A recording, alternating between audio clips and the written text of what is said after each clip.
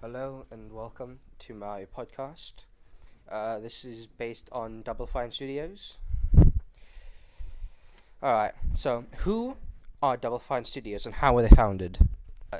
Tim Schaffner was hired by LucasArts in 1989, and he was the first person. His first position was a scummist, which is a programmer who helps implement features into basic games. He worked for LucasArts on the Scum engine alongside Dave Grossman and helped playtest Indiana Jones and the Lost Crusade, the action game, and implemented the NES version of Maniac Mansion.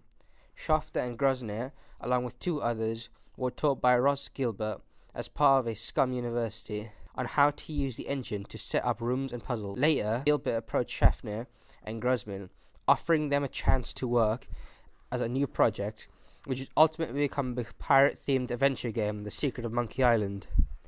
According to the series creator Gilbert, Schaffner and Grossman were responsible for about two-thirds of the game's dialogue, and The Secret of Monkey Island would become one of the most acclaimed games of its kind. The same team created the sequel.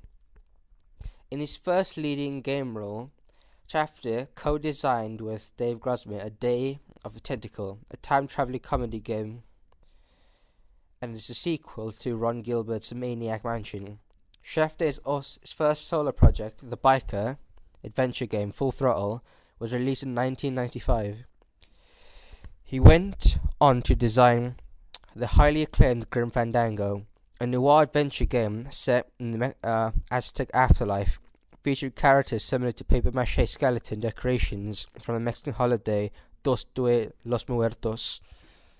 Grim Fandango won many awards, including the GameSpot's Game of the Year award in 1998.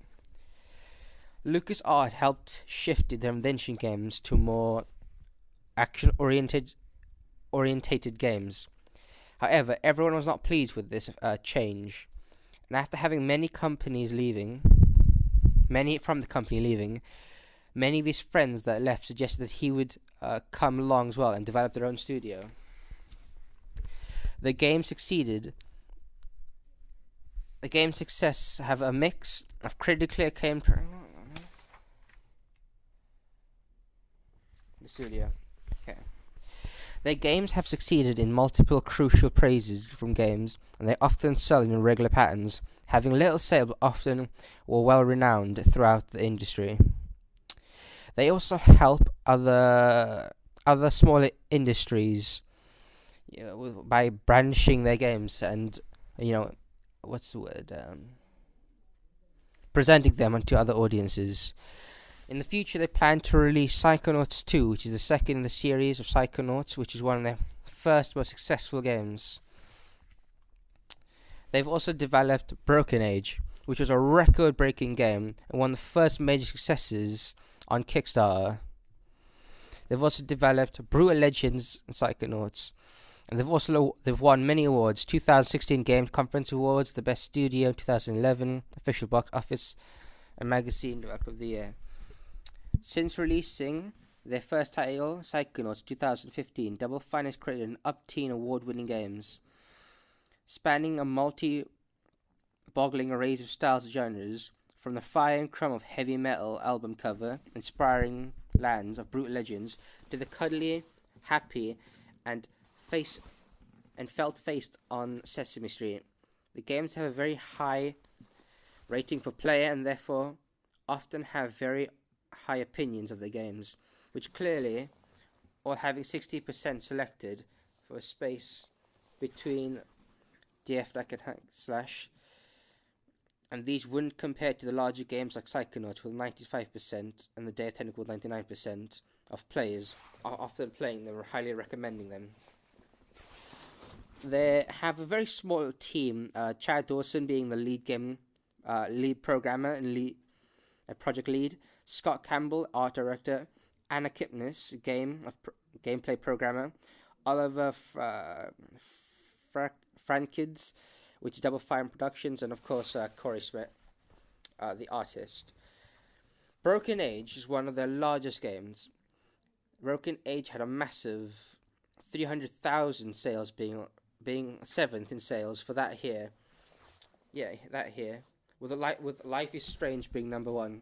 This is a massive accomplishment for the small company, such as they don't often have major successes in sales, but rather have critically acclaimed games. So this was definitely a boon for them.